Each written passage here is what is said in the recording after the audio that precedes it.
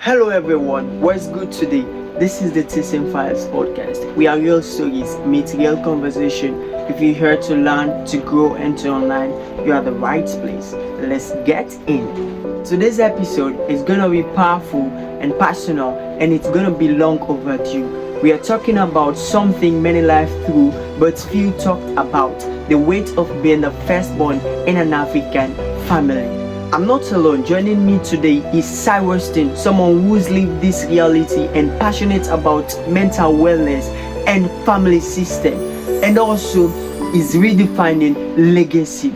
We always hear that being the firstborn is a privilege, that it's a badge of honor.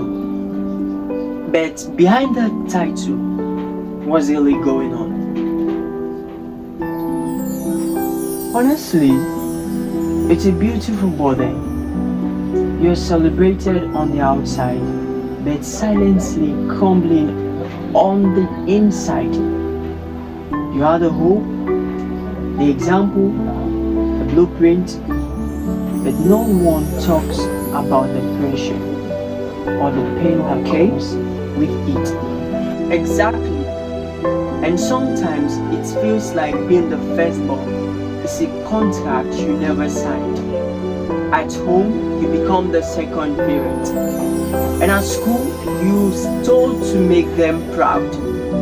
In church or social gatherings, your name comes up first. You are expected to lead, behave, perform without ever being asked how you're doing. Yes, you are taught to give, but rarely allowed to receive. You're told to be strong, but never taught where to find strength for yourself. It's like your personal dreams are only valid if they include everyone else. And if you dare say no, you're labeled as selfish. Let's be real. In many African homes, the firstborn is more than just the oldest sibling. You know that.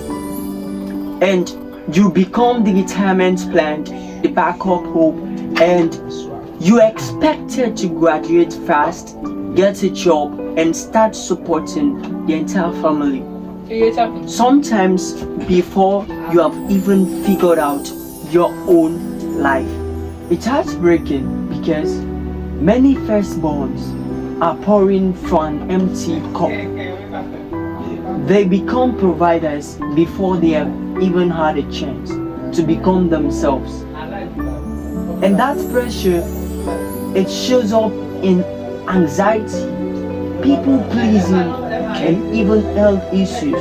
There are studies that show firstborn in traditional societies often deal with higher levels of anxiety, perfectionism, and identity pressure.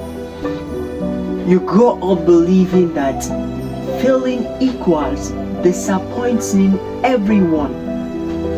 That your worth is tied to how well you carry everyone else's expectations. And it's a lonely place to be. You don't seek therapy because it's taboo. You don't cry because that's seen as weakness. You don't ask for help because you are the strong one. But strength isn't silence, and sacrifice should never feel like punishment. Yeah. I'll say that again because across the continent, from Freetown to Lagos, Accra to Nairobi, we are countless stories.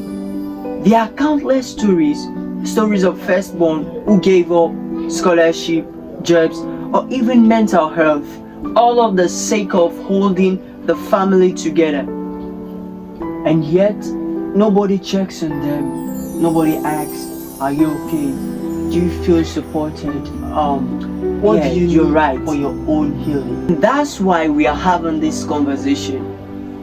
Not to shame tradition, not to dishonor our families, but to say there has to be a better way. Being born first shouldn't mean dying inside first.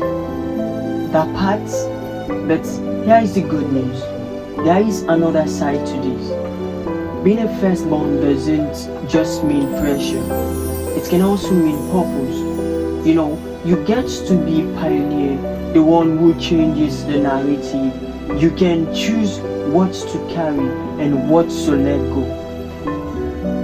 Yes, we can raise a new generation that sees work beyond responsibility, that teaches love without conditions, and that builds legacies that include everyone, even the one who was born first. Your dreams matter, your voice matters, and your healing matters. To every firstborn listening right now, I see you and I honor you. And thanks, Mr. Cyruston, for coming today. I honor your battles, everyone. You know, the times you stayed when you wanted to run, the times like you gave without thanks, the times you wanted to scream but smile instead. You are not alone. And this is the legacy within you. So thanks for listening to the TESON Files podcast, and Mr. Cyruston, thanks for coming today. You know, and I want to encourage you to subscribe to this channel and like, share, and comment. See you next Friday.